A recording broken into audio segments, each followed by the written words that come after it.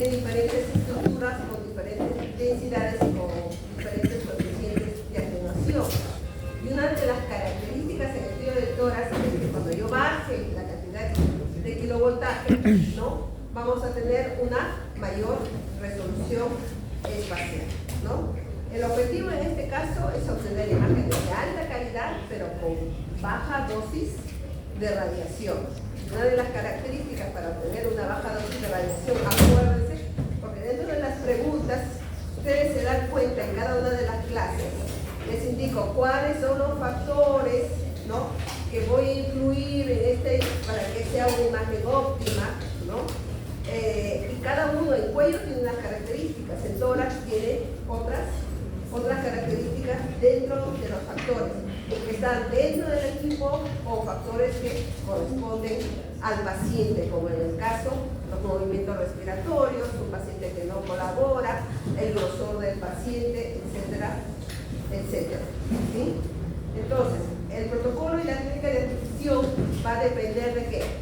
Va a depender de la característica del paciente, va a depender de qué es lo que se está buscando, ¿no? Por ejemplo, si es un enfisema pulmonar, ¿no?, o si es un EPOC, ¿no?, o si es una fibrosis. En este caso yo voy a ver qué tipo de reformación voy a hacer.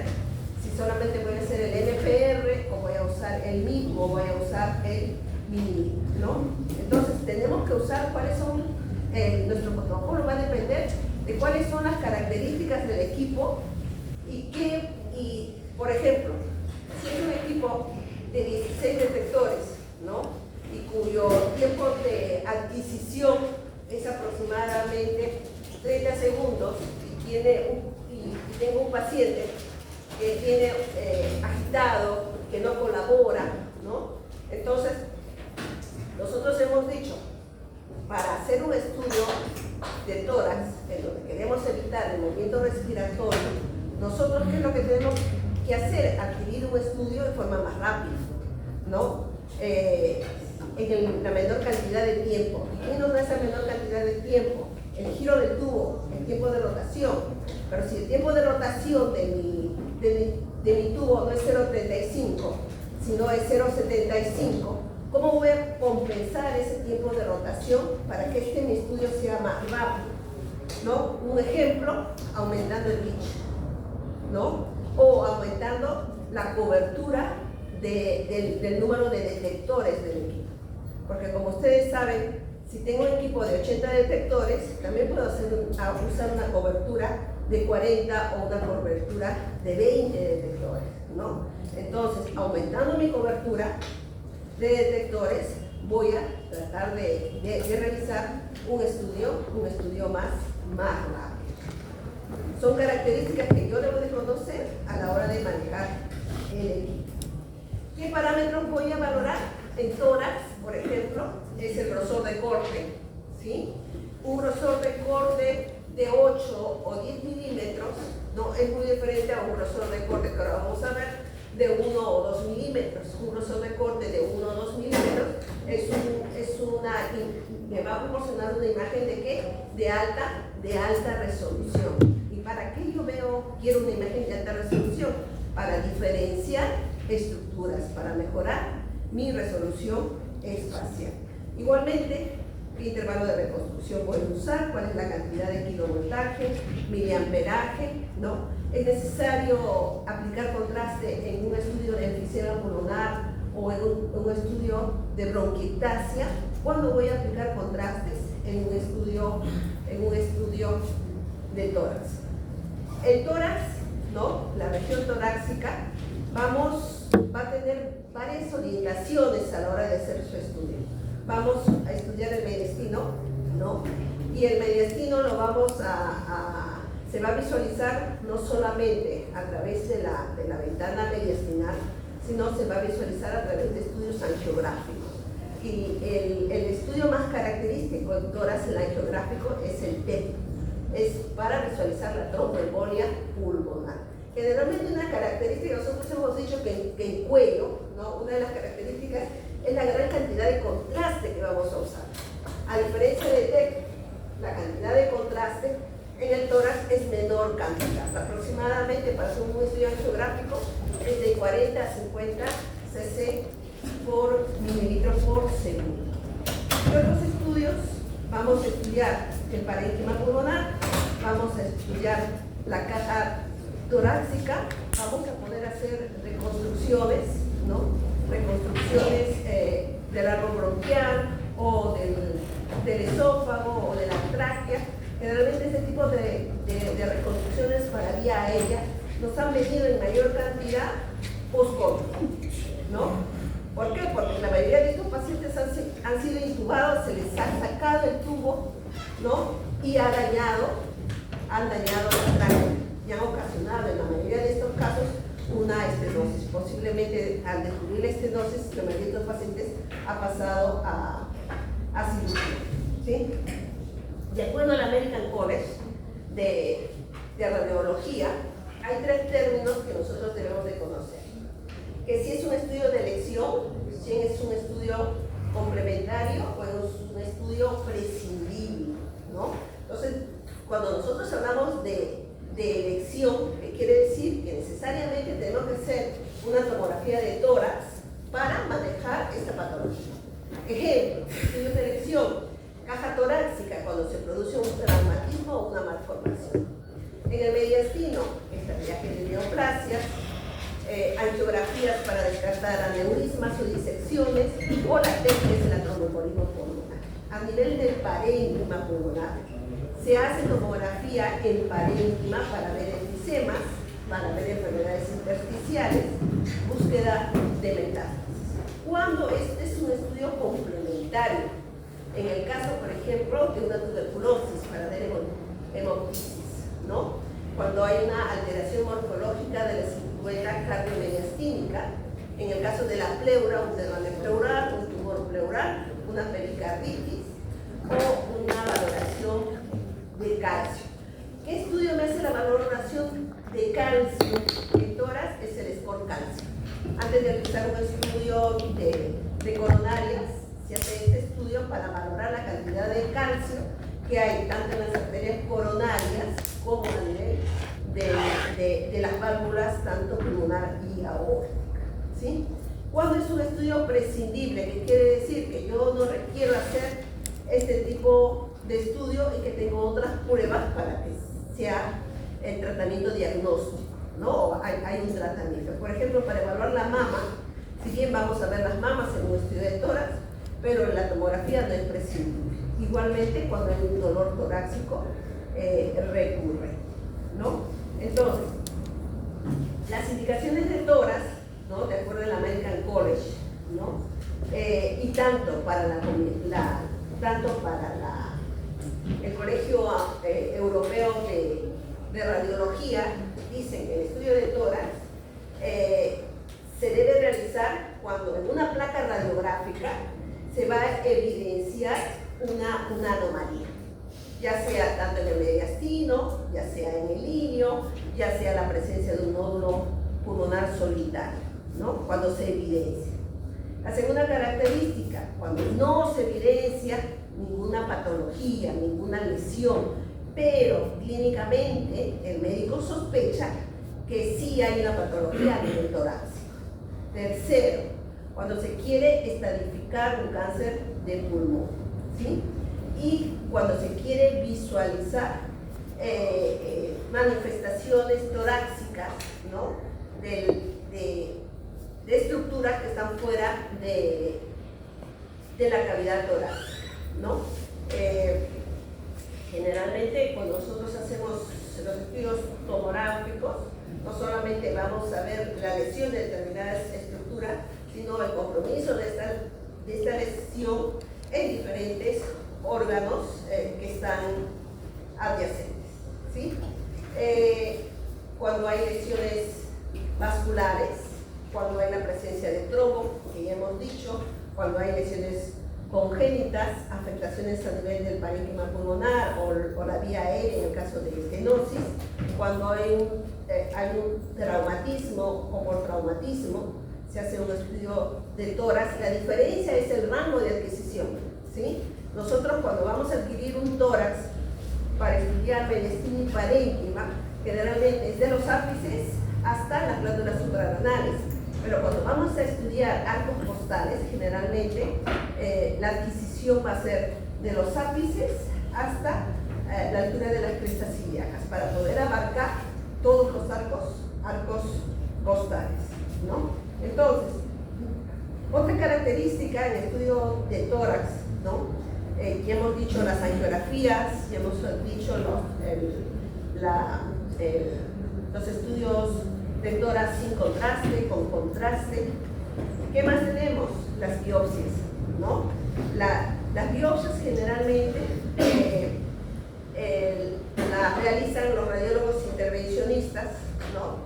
Y generalmente a través de una aguja especializada, el tomógrafo va a servir de guía para orientar y hacer una biopsia a la lesión, a la masa o al tumor que se evidencia. Sensibilidad, 95%, especificidad, 100% en la tomografía de tórax. Generalmente, los estudios de tórax que se usan con inyector y que se quiere ver la fase venosa, generalmente el flujo es bajo, aproximadamente entre 2 a 3 mililitros por segundo, a diferencia de los estudios angiográficos, que en este caso va a ser de 5 mililitros por segundo, ¿sí? Por ejemplo, acá tenemos cortes axiales, ¿no? En donde se evidencian unas lesiones, unas masas, ¿no? A nivel del callado aórtico, y se va a hacer una biopsia para ver qué tipo de lesiones, ¿no? Si es una lesión maligna o si es una lesión benigna, ¿no? Se usan agujas especiales, ¿no? En la que la tomografía va a seguir de guía. Primero, ¿qué es lo que se coloca? Un marcador, ¿no? A través de este marcador, que tiene un determinado milimetraje, el médico se va a orientar y a través del corte tomográfico nosotros podemos medir cuál es la distancia de la aguja a la lesión y cuál es la profundidad que el médico tiene que colocar esta aguja, ¿no? Acá tenemos una reconstrucción, ¿no? En BRT, ¿sí? Es lo que se nos dice, que durante la biopsia se utiliza una aguja guiada por imágenes tomográficas para extraer una pequeña muestra del tejido pulmonar, ¿no? Esta muestra se envía a patología para su análisis, lo que permite al médico obtener un diagnóstico de la afección pulmonar. Pero hay que tener en cuenta que estas biopsias tienen un determinado riesgo al hacerse la tomografía. Uno de ellos es la presencia de ¿qué? De neumotórax, ¿no? Puede producir un neumotórax afectando la pleura. Puede haber un sangrado, puede haber una infección y posterior a ello, pues al momento del estudio se aplica una anestesia, pero termina de pasar la anestesia, son pacientes que tienen mucho dolor torácico. Y para evidenciar el neumotórax, ¿no? Porque generalmente la biopsia es localizada a determinada altura del tórax, hacemos un barrido, como si fuera una tomografía de tórax, para evidenciar la presencia del neumotórax.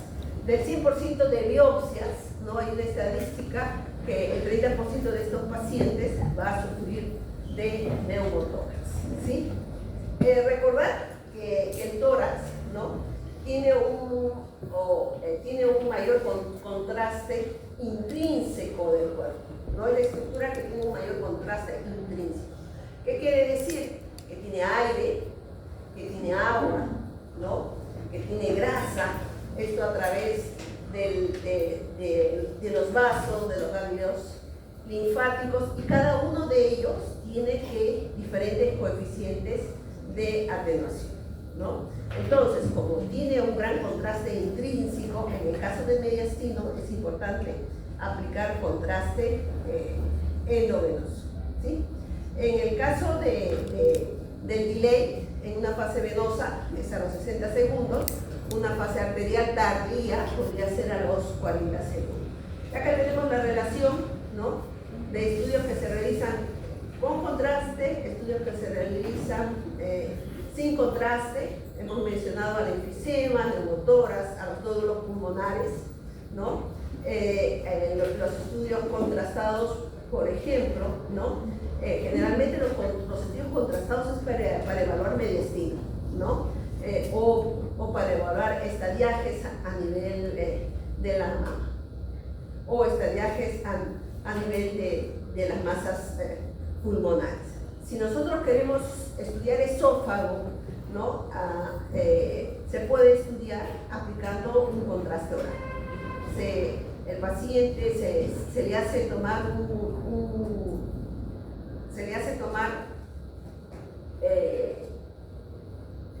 un contraste mezclado agua con yodo, ¿no?, en pequeña proporción, de 5:1 aproximadamente. Se dice que retenga el contraste en la boca y antes de realizar el barrido se le indica al paciente por el micrófono: señor, puede pasar el contraste, ¿no? Y se adquiere el barrido en el menor tiempo posible, ¿no? Cuando nosotros realizamos el protocolo de tórax, ¿no?, lo ideal, ¿no?, es que tengamos una alta resolución de contraste. Y para tener una alta resolución de contraste, el paciente tiene que estar en el isocentro y tiene que haber, ¿qué cosa? Modulación de dosis, ¿sí? El punto cero, hemos dicho que es a nivel de los ápices pulmonares, ¿no? Y esto va a estar en relación ¿a qué? Al manubrio external. Y ese manubrio external está en relación a la séptima vértebra dorsal y a la séptima vértebra cervical y la primera dorsal. Y esto va a ir hasta las glándulas suprarrenales, que es aproximadamente entre D11 y D12.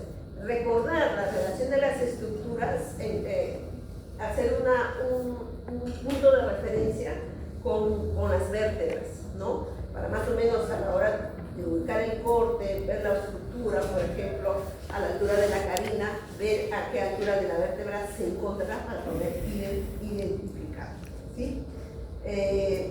Otro punto de referencia, ¿no?, si es que no ubicamos la glándula suprarrenal, generalmente es a 3 o a 5 centímetros debajo del seno costo-freno. Ese es otro punto de referencia, ¿no? A ver, generalmente cuando se hacen estudios de tórax, tenemos diferentes ventanas, de acuerdo a la estructura que se quiere visualizar. Acá tenemos la ventana de mediastino, la ventana parenquimal, y tenemos una ventana ósea para poder ver los arcos costales, ¿no? Generalmente en los equipos tenemos un topograma. Tenemos dentro de ese topograma, ¿no?, a la hora que se visualiza el corte, aparece un topograma con la línea de referencia, más o menos a qué altura está dicho corte, ¿no? Acá tenemos este corte que está a la altura del callado aórtico, como podemos acá visualizar, ¿no? La tráquea, el callado aórtico. ¿Cómo se visualizan los estudios de tórax? Como se muestra en la imagen, ¿no? Lo vamos a visualizar como si lo observáramos de abajo hacia arriba, ¿no? Anterior, posterior, derecho, izquierdo, y de acuerdo a cómo se localiza el paciente en nuestro monitor, también vamos a localizar al paciente de acuerdo a cómo estemos observando.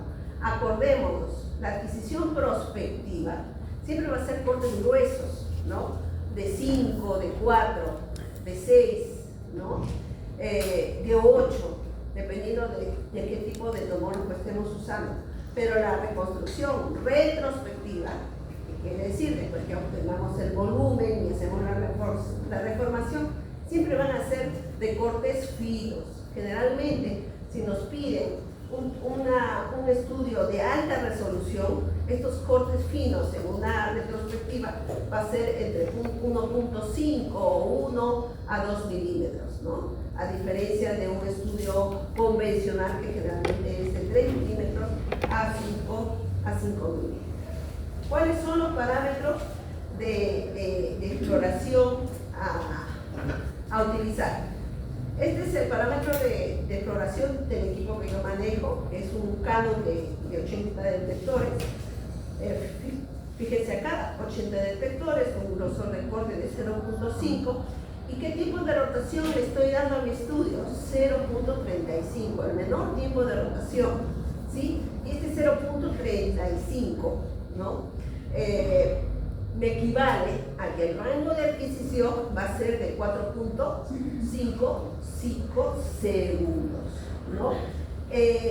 Si no tuviera un equipo con una matriz de detectores grande, ¿no? ¿Qué es lo que voy a modificar? Para evitar qué cosa? El artefacto de movimiento, o en el caso de que el paciente no pueda mantener la fase inspiratoria, ¿no es cierto?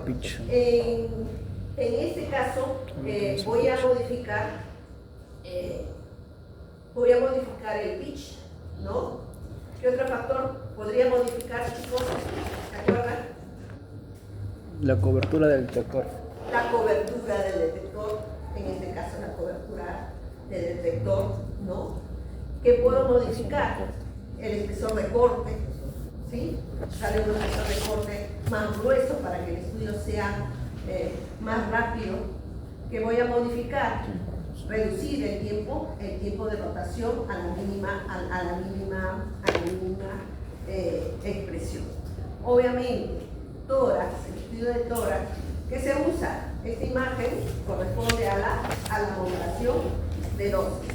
Es un estudio que tiene que tener modulación de dosis y que tiene que estar el paciente en el isocentro, ¿sí? Hice una pregunta. Dime. La parte que dijo prospectiva y retrospectiva, ¿eso se refiere a la adquisición o a la...? La prospectiva es la adquisición y la retrospectiva es la reformación. Ah, ya. ¿Sí? A ver qué dice acá. De acuerdo a la patología del paciente, se administra por kilogramo de peso de 1 a 1.5, ¿no? El gantry, generalmente en tórax, gantry no se angula. Único el gantry se angula, por ejemplo, en estructuras óseas, ¿no? En cráneo. Hay que recordar las ventanas de partes blandas y cuáles son las ventanas pulmonares, ¿no? En partes blandas, un ancho de ventana de 300 a 400 unidades Humphrey y un centro de ventana de 40 a 50. Y en parénquima, un ancho de ventana de 2.500 a 2.000 y un centro de ventana de menos 200 a 400. Ojo, también tenemos ventanas especiales como la ventana ósea para ver los arcos costales. Bueno, acá tenemos el protocolo de un equipo Siemens, ¿no? En donde, fíjense, una de las características es el delay que se va a dar en la fase arterial. Nosotros, para hacer una fase arterial, existen varios métodos, ¿no? Uno de estos métodos es el delay, el retardo, donde voy después de haber aplicado el contraste, donde voy a empezar mi adquisición. Es un paciente normal, con gasto cardíaco normal. Lo correcto es que entre el 20 y 25 segundos realice mi fase arterial de las arterias pulmonares. Pero si no es así, muchas veces es mayor el tiempo. Recién llega el contraste a los pulmones a los 30 o 40 segundos. Y por ello hay otros métodos, que ahora va a exponer uno de los grupos, que se llama el desbolus o el bolus tranqui, ¿no? Que justamente al momento que llega el contraste, a determinada Humphrey empieza el vaso. Y recordar que la fase venosa es a partir de los 60 segundos. 40 segundos es una fase arterial tardía. Indicaciones: lesiones mediastínicas, masas pulmonares, nódulos, lesiones vasculares, lesiones en la pared torácica y etapificación a nivel de neoplasias, ¿no? Se va a hacer las reformaciones generalmente de 8 a 10 milímetros en un tórax normal, un tórax que no me piden alta resolución, ¿no? En ventana mediastinal, en ventana parenquimal. A la hora de visualizar y a la hora de observar las imágenes mediastinales, ¿no? Lo primero que tenemos que valorar en un corte axial son las partes blandas, ¿no? Las partes blandas, la pared torácica, las estructuras mamarias, las glasas axilares, ¿no? Es por eso que a la hora que coloquemos el field of view, en este caso, tiene que contener este field of view todo este contenido graso, ¿no? Todo el contenido axilar para poder ver si existe alguna infiltración ganglionar en esta región. Posteriormente, después de lo externo, paso a lo interno. Voy a buscar masas, nódulos, en el caso de mediastino, a nivel en esta ventana. Otra ventana que tenemos es la ventana pulmonar, ¿no? Otra ventana que tenemos es la técnica MIP, ¿no? En la MIP, recordar, resalta vóxeles de mayor atenuación, que quiere decir va a haber una mayor hiperdensidad, ¿sí? ¿Cuándo voy a usar MIP? Cuando voy a evaluar estructuras vasculares, cuando voy a hacer un estudio angiográfico, voy a usar una reformación en MIP, ¿sí?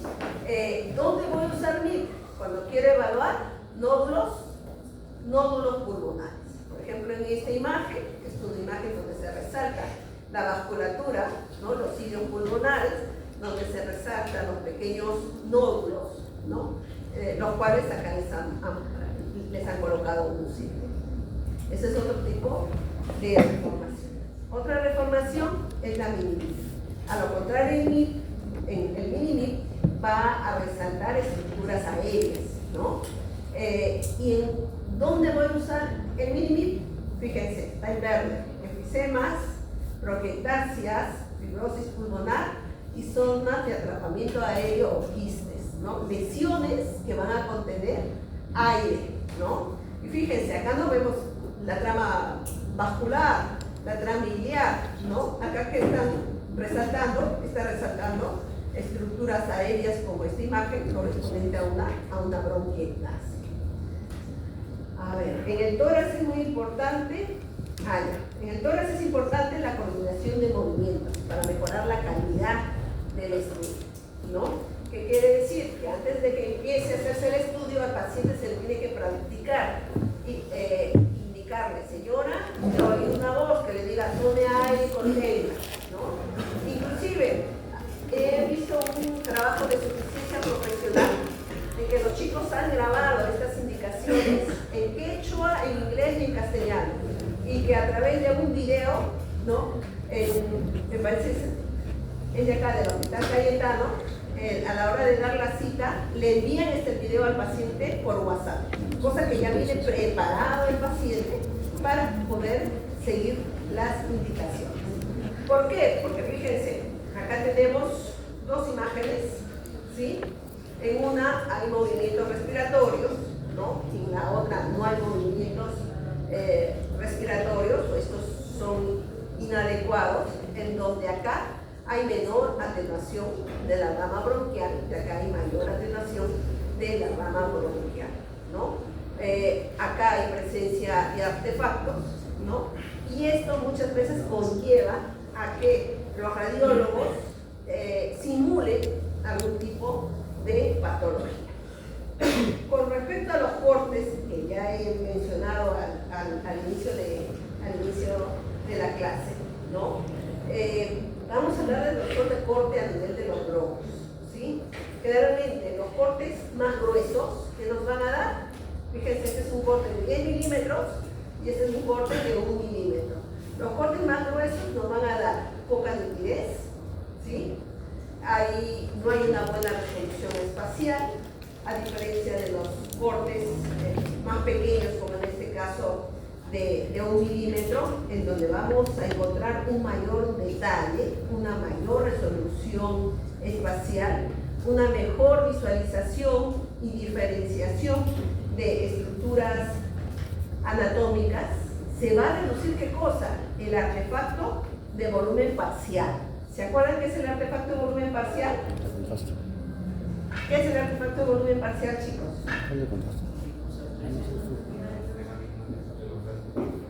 Cuando una estructura pequeña, ¿no?, se encuentra en un espacio más grande, ¿no? Y por lo tanto, a la hora de visualizar cuando hay un artefacto de volumen parcial, esta estructura que es pequeña, se va a confundir con la densidad de las estructuras que están alrededor de ella. Entonces se va a ver una imagen más borrosa, menos diferenciada, ¿no? Y justamente este grosor de corte de 1 milímetro, ¿sí?, va a evitar este artefacto que se llama artefacto de volumen parcial. Acuérdense para el examen, ¿qué consiste el artefacto de volumen parcial? Inclusive nos va a precisar el tamaño y las dimensiones de la presencia de nódulos, ¿no? Acá tenemos otro protocolo, ¿no?, corte coronal, axial, parenquimal y axial en ventana mediastinal. Entonces, ¿qué tenemos? Ventana mediastinal, ventana parenquimal, ventana ósea. También podemos estudiar las vías aéreas. Al igual que el cráneo, ¿no?, que había unos 6 cortes característicos para poder diferenciar estructuras, en el tórax también hay cortes característicos, ¿no?, para poder diferenciar estructuras, ¿sí? Una de estas características es la presencia del timo. Cuando nosotros en los niños podemos ver la presencia, acá no lo encontramos, acá más o menos a esta altura, que lo encontramos delante de la aorta ascendente, está el timo, ¿no?, que en la adultez se convierte en tejido graso. Igualmente, diferenciar la pleura, que generalmente la pleura y el pericardio no se van a ver en una ventana parenquimal, se van a ver en una ventana mediastinal, ¿sí? Y aproximadamente la pleura tiene un valor de 1 milímetro, que generalmente no se visualiza, salvo exista en ella alguna patología, haya líquido, al igual que el pericardio, ¿no? Estructura que se visualiza, ¿no? Tenemos el callado aórtico, la vena cava superior, acá tenemos a nivel de la tráquea, igualmente el tronco pulmonar, ¿no? Acá tenemos las arterias pulmonares, tanto derecha como izquierda, la aorta descendente, la vena cava superior. Acá tenemos un corte donde se visualiza las 4 cámaras, en donde vamos a ver el pericardio y vamos a ver la pleura. Importante, chicos, en el examen práctico, no les voy a poner un corte, les he puesto en el Blackboard videos en los que identifican estructura. Primero vean la estructura en forma anatómica, ¿no?, para poderla comparar en un corte tomográfico. Entonces, yo les voy a poner los cortes y les voy a colocar las flechas para que puedan ustedes identificar estructuras. ¿Por qué? Porque en las guías también les he puesto, ¿no? Entonces, es muy importante que se pueda reconocer estas estructuras. Acá tenemos, por ejemplo, una ventana de mediastino, una ventana de parénquima, ¿no? A nivel de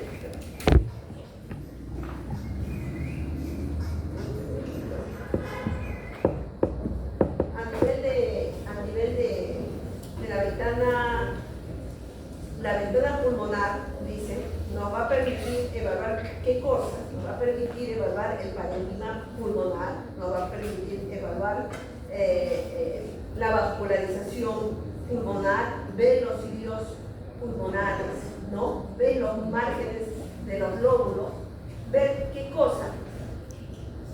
Esta letra B, ¿no?, corresponde a... ¿A qué corresponde? A las, ¿A qué corresponde esta letra B? son las fisuras pulmonares. A las fisuras pulmonares. Y fíjense, estas fisuras pulmonares no son hiperdensas, ¿no? Si lo agrandamos, no sé si lo puedo agrandar porque es muy difícil, ¿no? Estas fisuras pulmonares, pues generalmente son hiperdensas y son bien delimitadas, ¿no? Y si nosotros hacemos unos cortes o una secuencia, podemos visualizar toda la estructura de esta pleura, ¿no? ¿Qué vamos a encontrar? ¿No? Vamos a encontrar las estructuras de las arterias y venas de color blanco, ramificadas, ¿no? Generalmente, cuando esta es perpendicular al haz de rayos X, ¿no?, la vamos a ver como si fuera un círculo, ¿no? Pero cuando no es perpendicular al haz de rayos X, pues inclusive no se va a ver las fisuras, ¿no? Para poder diferenciarlas bien, estas fisuras tienen que ser esta estructura perpendicular a la llegada de los rayos X, ¿no? Acá tenemos una ventana ósea, ¿no?, para diferenciar los arcos costales, las vértebras, la escápula, el esternón en el caso de anomalías congénitas. La reconstrucción de parrilla costal es una reconstrucción especial. ¿Por qué? Porque la parrilla costal va de atrás adelante y de arriba hacia abajo, ¿no? Entonces es muy difícil diferenciar en un corte axial en qué arco costal está la fractura. Para eso existen las famosas reconstrucciones curvas, que también se usa para distender estas parrillas costales, y sobre todo lo que más usamos en nuestros servicios son las BRT, ¿no? Las reconstrucciones en BRT y en BRT, pero simulando una imagen de rayos X, ¿sí? Si tenemos dudas, por ejemplo, al visualizar la presencia de un nódulo o de una alteración bronquial, es importante que nosotros cambiemos de ventana. Inclusive, acá, por ejemplo, al cambiar de ventana, se puede diferenciar mejor estos dos nódulos, ¿no? A diferencia que con esta ventana parenquimar, pues no se podría diferenciarla mucho más. Con respecto a la alta resolución, ya dije al inicio, ¿no?, que son cortes de 1 milímetro, 1,25 o 1,5 milímetros, ¿no? A diferencia de los cortes de las reformaciones normales, en donde la calidad de la imagen, ¿no?, es más óptima, hay una alta resolución espacial. Igualmente, cuando nosotros hacemos estudios de tórax, ¿no?, nosotros también vamos a visualizar parte del abdomen superior, ¿no? Generalmente en la ventana de mediastino ese abdomen superior se puede visualizar. ¿Qué estructura vamos a visualizar? El hígado, vamos a visualizar el diafragma, vamos a visualizar el vaso, vamos a visualizar el estómago, la aorta descendente y el ángulo en este caso es el ángulo esplénico, ¿sí? Existen algoritmos de alta resolución y en este caso hay que recordar y hay que tener en cuenta la cantidad de kilovoltaje que vamos a usar en un estudio tomográfico de tórax, ¿no?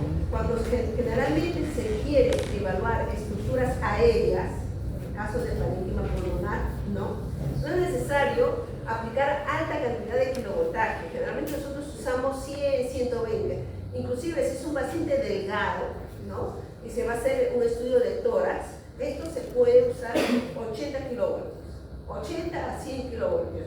Este kilovoltaje nos va a dar, ¿qué cosa? Nos va a mejorar la resolución espacial en la imagen parénquima, ¿sí? Ahora, a diferencia que si necesito un estudio de mediastino en un paciente obeso, ahí sí tengo que aumentar la cantidad de kilovoltaje. Pero no solamente el kilovoltaje en parénquima me va a producir una alta resolución espacial, ¿no? Sino que la menor cantidad de kilovoltaje me va a realzar el medio de contraste, ¿sí? ¿Debido a qué? Debido a que al coeficiente que hay menor, cuando hay una menor cantidad de dosis de radiación, ¿no? Cuando hay una menor, el kilovoltaje, el miliamperaje es la cantidad de fotones y el kilovoltaje es la fuerza con que llega esta energía al cuerpo. Si esta energía llega con menor fuerza, ¿no? Va a haber, en este caso, un mayor coeficiente de atenuación, porque esta energía no va a pasar toda esta estructura. Entonces, ¿cómo lo vamos a ver en la imagen? De un color más blanco. Y debido a esto, ¿no? Muchas veces en algunos estudios como los angiográficos, ya no se hace con mayor kilovoltaje, con 120 kilovoltaje, sino se hace con 110 o con 100 kilovoltios de acuerdo a la contextura del paciente. Bueno, acá tenemos algunos protocolos que tenemos en el servicio, tanto en adultos como en pediatría, ¿no? En que una de las características, fíjense, es el tiempo de rotación del tubo, ¿no?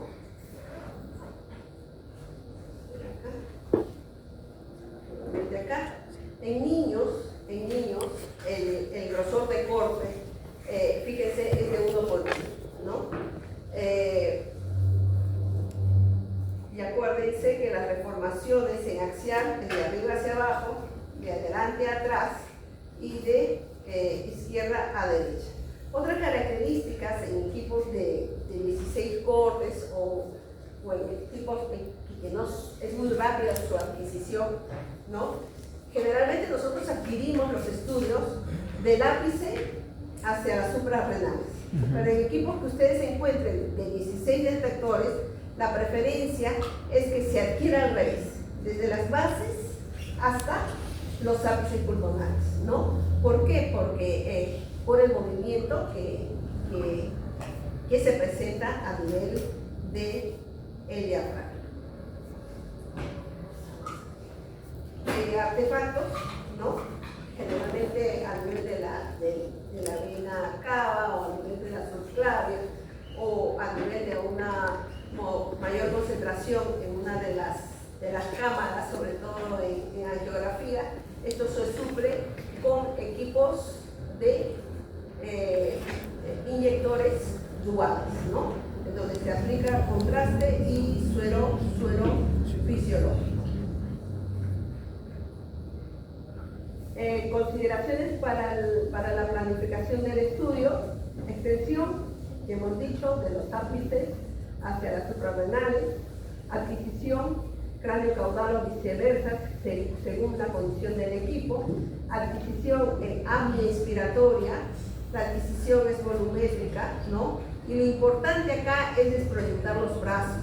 Generalmente cuando se le dice al paciente suba los brazos, fíjense, lo primero que hace es esto, ¿no? Y a nivel de la cintura escapular, en vez de disminuir el espesor, estos brazos están aumentando el espesor. Entonces, estos pacientes lo que tienen que hacer es de esta forma, para disminuir el espacio a nivel de la cintura escapular y se pueda modular la dosis. Por eso es lo que dice acá, desproyectar los brazos, ¿sí? Consideraciones para una planificación de TC de tórax, ¿sí? Primero, de dónde a dónde va, cómo se adquiere, si el paciente se adquiere en inspiración o expiración, si esta adquisición es volumétrica, y la desproyección de los brazos. Dentro de las las enfermedades que nos solicitan para hacer estudio de tórax, y lo voy a pasar así a grandes rasgos para que ustedes lo puedan leer en sus casas, ¿no? Tenemos la enfermedad pulmonar obstructiva, que es el famoso EPOC, ¿no? Enfermedad pulmonar obstructiva crónica, ¿no? Es una enfermedad progresiva, irreversible de las vías respiratorias. Causas: el humo del tabaco, los gases nocivos, influye en la disminución de la capacidad respiratoria, ¿no? Y es producto que tomográficamente vamos a poder visualizar la presencia de enfisemas pulmonares, bronquitis crónica, ¿no? Entonces, la tomografía nos sirve para poder relacionar estos hallazgos y ver la gravedad clínica de esta enfermedad pulmonar obstructiva crónica, ¿no? Recordar que cuando me pidan un estudio para ver enfermedad pulmonar obstructiva crónica, ¿voy a aplicar contraste? No voy a aplicar contraste. No es necesario aplicar contraste endovenoso, ¿sí? Muchas veces para ver este EPOC nos piden estudios en inspiración y en expiración. ¿Por qué? Porque lo que quieren ver es la distensión de los bronquios, la distensión de la tráquea, ¿no? En cada una de estas fases. Una de las características es que hay aumento de la densidad a nivel del parénquima pulmonar, y encontramos áreas de estenosis a nivel del esófago y a nivel de los bronquios. Dentro de las técnicas, ¿no? Hemos hablado de las técnicas convencionales, ¿no? De las reformaciones, MPR, MIP, MIP. También existen otras técnicas de postproceso, ¿no? Estas técnicas se realizan ¿en dónde? En la estación de trabajo. En algunas instituciones, esta estación de trabajo está junto con el tecnólogo médico. En otras instituciones, como en el Hospital 2 de Mayo, está en un área aparte y la manejan los médicos radiólogos. ¿Qué es lo que se hace? En un estudio de BRT, donde se va en MIP, donde se van a ver los bronquios, se hace un trazado, ¿sí? Se realiza, fíjense, un recorrido por la vía respiratoria, ¿sí? ¿Y qué es lo que se va a obtener? Se va a obtener diámetros, ¿no? Estos diámetros axiales de cualquier parte de esta localización bronquia. ¿Qué es lo que vamos a visualizar acá? Si hay la presencia de estenosis, ¿no? Acá tenemos en forma axial, acá tenemos en forma longitudinal, ¿no? Dentro de otra aplicación del proceso, ¿no? Tenemos la broncoscopía virtual, lo que les mencionaba, la presencia de estenosis a nivel de la tráquea, ¿no? Por ejemplo, acá tenemos una estenosis, ¿no? Post-intubación. Acá tenemos un corte axial en donde se ve la estenosis, acá tenemos un corte coronal donde se ve la estenosis, un corte sagital donde se ve la estenosis, acá un recorrido endoscópico, ¿no? Que va a simular una fibrobroncoscopía, ¿no? Y acá tenemos un BRT, pero de vías aéreas, donde pues claramente complementa todo este estudio visualizando la estenosis.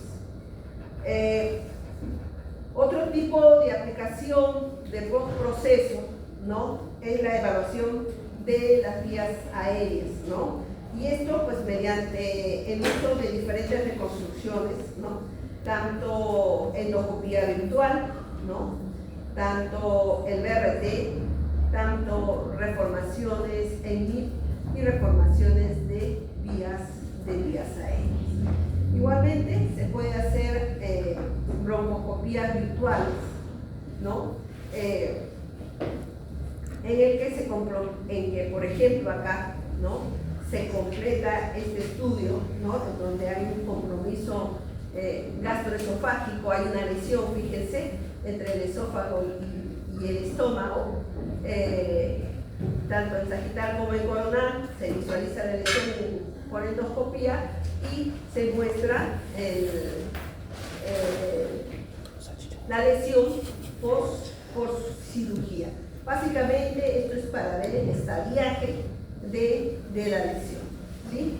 Existen otros métodos, ¿no?, para ver el enfisema pulmonar, ¿no?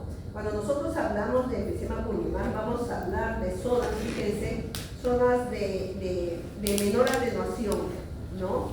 Una de las zonas normales de menor atenuación son las fisuras, ¿no?, que no son patológicas, pero en el caso de enfisemas pulmonares son zonas de menor atenuación que son patológicas. Generalmente los vasos pulmonares, acuérdense, los vasos pulmonares, ¿no?, son visibles hasta 2 milímetros antes de llegar a la pleura parietal, ¿no? Muchas veces acá se observa una imagen muda, ¿no? Eso es normal. 2 milímetros de esa imagen muda es normal. ¿Por qué? Porque estos vasos pulmonares van a llegar, ¿no?, hasta 2 milímetros antes de llegar a la pleura parietal. Y esto no debe interpretarse como una manifestación patológica. Para visualizar un enfisema pulmonar hay que usar el mini, ¿no? Muchas veces lo que mencionan, ¿no?, es que el coeficiente de atenuación entre un pulmón y entre un enfisema pulmonar, generalmente dicen que el coeficiente de atenuación del pulmón es menos 935 y el coeficiente de atenuación de un enfisema pulmonar es menos 867, que es una forma, ¿no?, en forma manual de detectarlos. Pero hay software especiales para detectar estos enfisemas pulmonares, como por ejemplo las máscaras de densidad, el análisis de atenuación por histograma, como el que estamos viendo acá, ¿no?, y un análisis textural completo, ¿no?, de estos enfisemas. Entonces, en este caso, a través de la inteligencia artificial, hacen una evaluación automática de los volúmenes de aire que hay en los pulmones, ¿sí? Con respecto a la alta resolución, ya hemos dicho, se realiza inspiración con cortes finos, una adquisición rápida, ¿no?, y se usa algoritmos matemáticos de bordes de alta resolución, ¿no? Acá tenemos un algoritmo estándar, ¿no?, y estos algoritmos matemáticos de bordes de alta resolución son los famosos Sharp, ¿no?, los kernels, en Sharp, en Extra Sharp, por ejemplo. Acá tenemos la visualización de los nódulos pulmonares mediante reinformación multiplanar, ¿no? Hay software especiales para contabilizar los nódulos pulmonares, ¿no?, en donde se hace una cuantificación, en este caso, volumétrica de los nódulos, ¿no? Inclusive, si tú tienes la tomografía anterior de este paciente, en donde se visualiza el nódulo, y se ha hecho otra tomografía posterior, ¿no?, y se tiene estas imágenes en el PACS, se hace una comparación y se hace un sobreseimiento de estas imágenes para ver cuánto ha crecido y cuánto ha aumentado el tamaño de este nódulo. Esta contabilización de nódulos pulmonares se va a trabajar en la estación de trabajo, ¿no? Hay equipos, estos softwares que tienen contabilidad de nódulos pulmonares para medir nódulos pulmonares, ¿no? Y esto depende de cómo se ha adquirido el equipo, ¿no? Dentro del plan de adquisición, ¿no?, hay estas propuestas. Cada software, obviamente, tiene un costo adicional al costo inicial del tomógrafo, ¿sí? Cuando hablamos de nódulos pulmonares, ¿no?, vamos a hablar de diferenciar cuándo es un nódulo y cuándo es una masa. Un nódulo es cuando el diámetro mayor va a ser menor de 3 centímetros y es una masa cuando el diámetro mayor es mayor de 3 centímetros, ¿no? Entonces, por tomografía, ¿qué vamos a evaluar? Vamos a evaluar la presencia de un nódulo o una masa, ¿no? Generalmente, cuando hablamos de nódulos, muchas veces se presenta por tomografía en una forma como un hallazgo incidental, ¿no? En este caso es una masa porque tiene un diámetro mayor a 3 centímetros, ¿no? Obviamente, ¿cómo vamos a resaltar el nódulo? Vuelvo a repetir, en una reformación en vivo. Estos nódulos muchas veces pueden estar calcificados en forma total, en forma parcial o en forma concéntrica. Pueden tener contenido graso, ¿no? No pueden cambiar, muchas veces no cambian de tamaño, ¿no? Pueden tener una forma articulada, pueden tener un broncograma aéreo o pueden tener una imagen de vidrio esmerila, ¿sí? Acá tenemos menor de 3 centímetros, pueden ser sólidos o con contornos lisos o pueden ser homogéneos, ¿no? Bueno, este es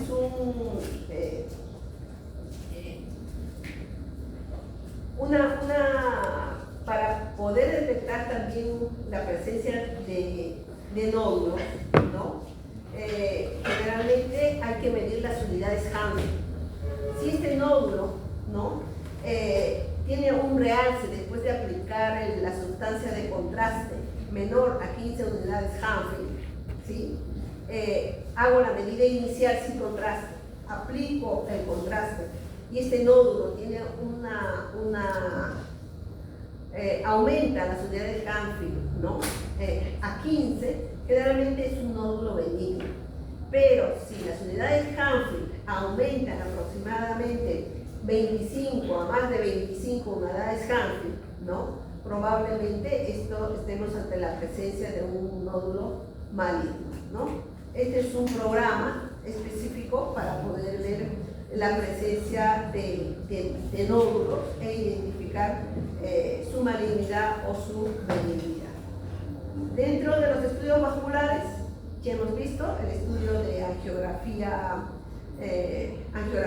pulmonar, ¿no? En donde el ROI se coloca a nivel de la aorta pulmonar. Cuando llega acá, empieza la adquisición. Y fíjense, la adquisición es muy corta, ¿no? Aproximadamente unos 8 centímetros, unos 10 centímetros. Y por ende, si solamente vamos a evaluar arterias pulmonares, ¿no? El volumen de contraste es aproximadamente de 40 a 50 cc, ¿sí?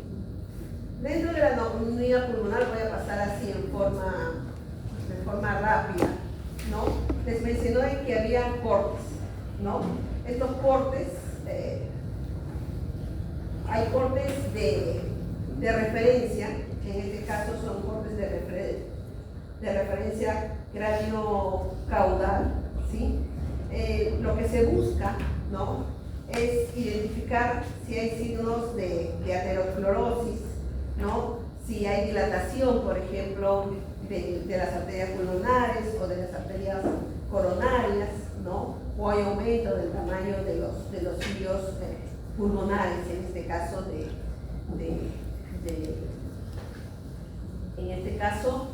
a nivel de mediastino, ¿no? Acá tenemos un nivel de ventana a nivel supraaórtico, ¿no? En donde, fíjense, la tráquea, acá está la tráquea, tiene una configuración en forma oval, aproximadamente su diámetro es de 2 centímetros, ¿no? Y el esófago, este es el número 9, ¿sí? 9, esófago, está posterior a la tráquea, ¿no? Generalmente está situado a la derecha y muchas veces está colapsado. Muchas veces, ayer dijimos que el esófago muchas veces se puede confundir con un ganglio cervical. Y para identificar el esófago es que debe haber un contenido aéreo en su interior. Y para ello, para poder identificarlo, tenemos que visualizar cortes superiores y cortes inferiores, ¿sí? En este caso, ¿no? Las estructuras más importantes a nivel de este corte, ¿no?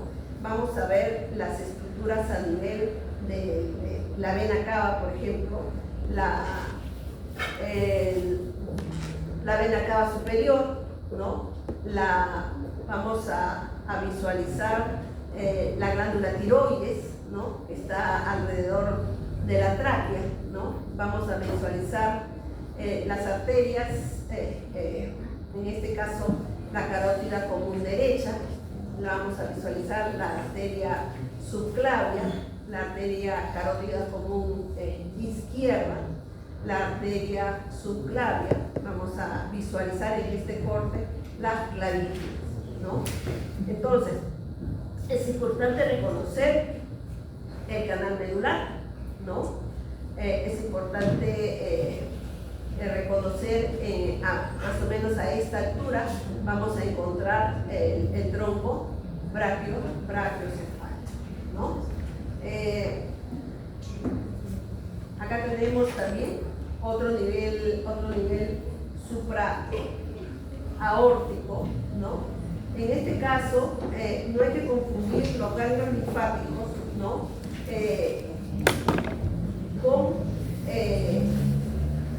Con las ramas, por ejemplo acá, con las ramas de los vasos axilares, ¿no? Generalmente, en este caso, la arteria subclavia, fíjense, esta arteria subclavia tiene una posición más posterior a la arteria común derecha. Igualmente acá, la arteria subclavia, fíjense, las arterias subclavias tienen posiciones posteriores, ¿sí?, a la arteria carótida común, tanto derecha como izquierda. A esta altura también vamos a identificar la glándula tiroides, ¿no? Acá tenemos otro nivel supraórtico, ¿no? Acá que vamos a identificar, ¿no? Acá estamos identificando la vena brachiocefálica izquierda o el tronco innominado. Acá tenemos la arteria brachiocefálica derecha. Acá tenemos la vena brachiocefálica derecha, ¿no? Y tenemos acá, hemos mencionado la arteria subclavia izquierda, ¿no? Hemos mencionado que las arterias subclavias izquierdas van a tener una posición posterior, que están detrás de quién, de la arteria carótida común, ¿no? Y acá, ¿qué es lo que tenemos? Tenemos la tráquea, ¿no? Tenemos el esófago, tenemos el callado de la aorta, tenemos la vena brachiocefálica izquierda, ¿no?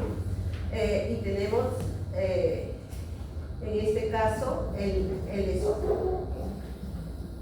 Recordarles que el timo, les dijimos que había mencionado de que el timo le encontramos en los niños, ¿no? Y en la edad adulta, pues esto se muestra como una porción grasa, ¿no? Aproximadamente en unidades Hanfield en niños, ¿no? Generalmente es menor a 90 unidades Hanfield, ¿no? A nivel de la ventana aortopulmonar, ¿no? ¿Qué vamos a identificar? Vamos a identificar la aorta descendente, ¿no? Vamos a identificar la aorta ascendente, vamos a identificar la tráquea, ¿no? Vamos a seguir bajando. Generalmente este es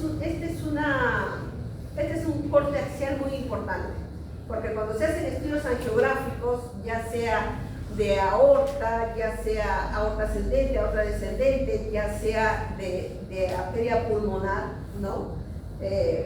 Generalmente se ven estas triadas. Esta triada consiste en la aorta ascendente, en el tronco de la pulmonar y en la aorta descendente, ¿no? Este es un corte clásico que nosotros colocamos para poder empezar la adquisición del estudio. Acordémonos, acá tenemos la bifurcación de la carina, la presencia de la vena cava superior, que generalmente en estudios geográficos es la que va a presentar la mayor cantidad de artefactos, ¿no? Y detrás de la carina vamos a encontrar la vena ácidos, ¿no? Igualmente acá, vamos acá. Es un corte más bajo, ¿no? En donde seguimos encontrando la vena ácidos, la aorta descendente, la pulmonar del lado izquierdo, la arteria pulmonar del lado derecho, el tronco de la pulmonar, la aorta ascendente y la vena cava superior. Vamos bajando. Este es un corte, fíjense, si arriba, si en esta triada, ¿no? Si en esta triada es un corte primordial para hacer angio de pulmón o de aorta o de aorta ascendente, ¿no? Este corte es un corte primordial para poder hacer el estudio de las arterias coronarias, ¿no? Generalmente el ROI se va a colocar acá, en la aorta, en la raíz aórtica, ¿sí? Acá tenemos la aurícula derecha, tenemos la aurícula izquierda y tenemos la raíz aórtica, la aórtica descendente. Bueno, voy pasando. Ahora vamos a hablar de las ventanas, ¿no?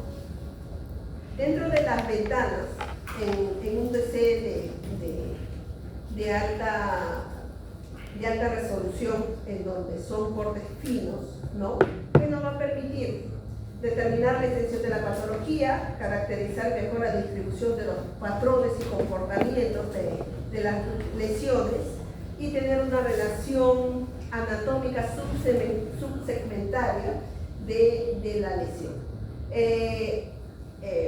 Vamos a ver si estos pulmones están ventilados, si hay un tejido cicatricial, ¿no? Si hay un infiltrado, ¿no? Entonces, para ello, pues, el TK o el tejido o la tomografía de alta resolución es muy importante. Acá tenemos una reconstrucción coronal, ¿no? En donde nos va a identificar los lóbulos, ¿no?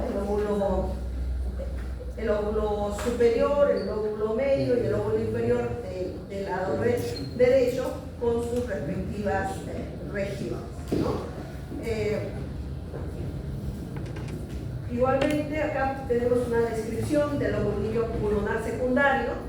Empieza por un bronquio principal, un bronquio secundario, terciario, bronquiolo, broncoterminal y el alveolo. Igualmente acá, la segmentación pulmonar, que lo estoy pasando rápidamente, ¿no?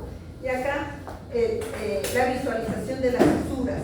Hemos dicho que las cisuras son unas líneas hipodensas, ¿no? Que se van a visualizar si es que estas son paralelas a los rayos X, ¿no?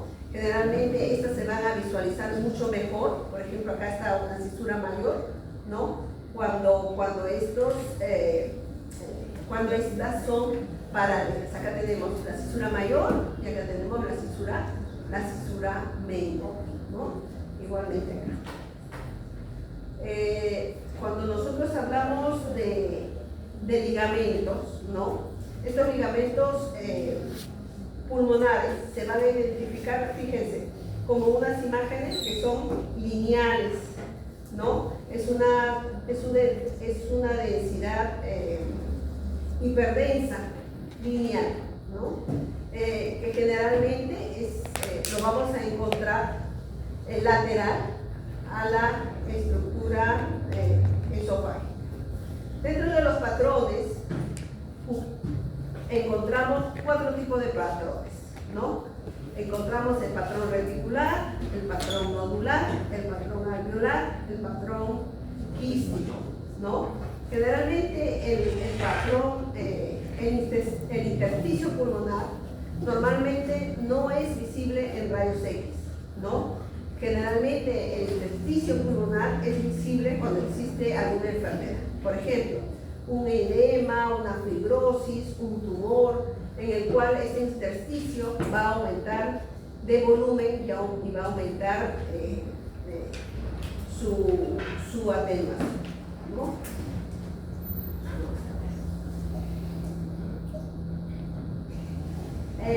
que nos dicen no es habitual que las enfermedades infiltrativas difusas se presenten con un patrón único, ¿sí? Sino que normalmente los patrones generalmente son mixtos, ¿no? El tipo de patrón radiológico y la distribución anatómica de las lesiones determinarán el diagnóstico. Por ejemplo, acá tenemos un enfisema con disminución de la densidad del parénquima pulmonar. Acá tenemos una sarcoidosis con nódulos intersticiales bilimétricos, ¿no? Acá tenemos otro patrón TK que corresponde a una fibrosis pulmonar. Acá tenemos otros patrones, ¿no? Estos patrones se definen generalmente por su organización, ¿no? Si se encuentran en el mismo espacio, si son únicos, si son simétricos, ¿no? Y estos patrones tecales se pueden ver los mismos patrones en diferentes enfermedades, ¿no? Generalmente hay que examinar en la tomografía del paciente, identificar el patrón para poder deducir la enfermedad, ¿no? Acá en el patrón reticular vamos a encontrar patrones intersticiales, ¿no? A nivel de los septos interlobulares, ¿no? A nivel del espacio cerebral, a nivel de las paredes alveolares, ¿no? Dentro del patrón reticular nodular, ¿no? Generalmente vamos a encontrar, fíjense, septos interlobulares visibles, ¿no? Debido al engrosamiento. Y estas son las enfermedades que corresponden a este patrón reticular nodular. Acá tenemos otro patrón reticular irregular. Estos septos interlobulares, ¿no? También van a estar visibles, pero van a tener un mayor engrosamiento. También tenemos el patrón nodular, ¿no? Dentro del patrón nodular, generalmente, ¿no? Son pequeños nódulos menores de 1 centímetro, son opacidades múltiples, redondeadas, están bien definidas, ¿no? Y están distribuidas alrededor del parénquima pulmonar. Estas son algunas enfermedades que presentan este tipo de patrón, como la silicosis, la tuberculosis, la micosis, ¿no? Acá tenemos otro tipo de patrón nodular perilinfático, ¿no? En este caso también encontramos nódulos, ¿no? Menores de 1 centímetro, opacidades múltiples, redondeadas, ¿no? Y generalmente tiene una localización linfática. Esta es la enfermedad característica de este patrón. Este patrón lobular centrilobular, ¿no? Son múltiples pequeñas opacidades redondeadas, ¿no? Estas son las enfermedades. Con respecto al patrón alveolar, ¿no? Cuando hablamos de patrón alveolar, ¿no? Una de las características del patrón alveolar es el reemplazo del aire dentro de estos alveolos, ¿no? Este reemplazo de aire dentro de estos alveolos es por otros componentes. Puede ser sangre, puede ser pus, puede ser la presencia de un tumor, ¿no? Entonces, dentro de este patrón alveolar existen algunas clasificaciones, ¿no? Porque hay aumento de densidad dentro de este alveolo. Puede ser de consolidación, de vidrio esmerilado o acinado, ¿no? Entonces, cuando es de vidrio esmerilado, fíjense, es un patrón característico en el COVID, ¿no? El patrón de vidrio esmerilado es un patrón alveolar, ¿no? Es una opacidad que va a aumentar el parénquima. Pero una de las características, ¿no? Es que dentro de estas enfermedades, ¿no? Encontramos, por ejemplo, dentro del patrón alveolar la neumonía, el edema pulmonar, la hemorragia pulmonar, ¿no? Son patologías características. Provocado por desplazamiento parcial de aire, aumento de la opacidad pulmonar, con preservancia de los bordes bronquiales y vasculares, ¿no? Acá tenemos otro patrón de consolidación alveolar, hay aumento de la opacidad a nivel del parénquima, ¿no? Acá tenemos otro patrón en donde hay la